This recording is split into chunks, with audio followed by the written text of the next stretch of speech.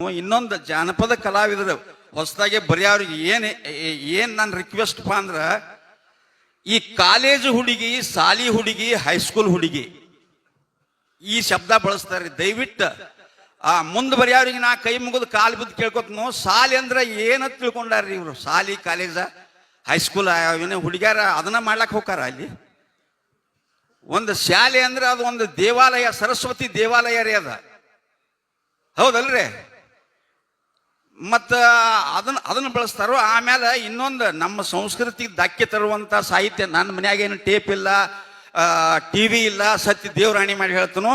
ಎಲ್ಲರೇ ಕೇಳಿದ್ದು ಕೇಳಿರ್ತೀನಿ. ನನ್ನ ಹಾಡ ನನ್ನ ಕೇಳೋದಿಲ್ಲ. ಕೇಳ್ಬೇಕಂದ್ರೆ ನಾ ಯಾರ್ದೋ ಟೇಪ್ ಸೋಮ ಅಂತ ಕೇಳ್ತೀನಿ. ಪಳಸಲ್ಗೆ ಆಗಿದ್ದಾಗ ನನ್ನ ಹಾಡ ರೀಲ್ ಕ್ಯಾಸೆಟ್ ಇದ್ದಾಗ ಈಗ ಕೇಳಿದಿಲ್ಲ. ಆದ್ರೆ ನಾ ಹೊಲ್ದಾಗಿರ್ತೀನೋ, ಟ್ಯಾಕ್ಟರ್ದಾಗ ಹಚ್ಚಿರ್ತಾರೋ, ಅಲ್ಲಿ ಅವು ಶಬ್ದಗಳು ಕಿವಿಗೆ ಬೀಳ್ತಾವ್ರಿ. ಜೀವ ಆದಂಗ ಆಕೈತಿ ನಂದು. ಒಬ್ಬ ಹೇಳ್ತಾನು, ನಿನ್ನ ಗಂಡನಕ್ಕಿಂತ ಮೊದಲು ನಾನ ನಿನ್ನ ಮುಟ್ಟಿನ ಅಂತ ಹೇಳ್ತಾನ. ಏನ್ರಿ? ಅದನ್ನ ವಿಚಾರ ಮಾಡ್ಬೇಕು ನಾವು. ಗಂಡನಕ್ಕಿಂತ ಮೊದಲ ಇವ್ ಮುಟ್ಟಿದ್ದಂದ್ರ ಇವನ್ ಹೆಣಿತಿ ಮತ್ತೊಬ್ಬನ ಕೈಲಿ ಮುಟ್ಟಿಸ್ಕೊಂಡು ಬಂದಿರ್ತಾನ ಅನ್ನೋದು ವಿಚಾರ ಇರ್ಬೇಕು ಅವನಿಗೆ. ಅದನ್ನ ಅರ್ಥ ಮಾಡ್ಕೋಬೇಕು. ನಮ್ಮ ಮನ್ಯಾಗ ಅಕ್ಕ, ತಂಗಿ, ತಾಯಿ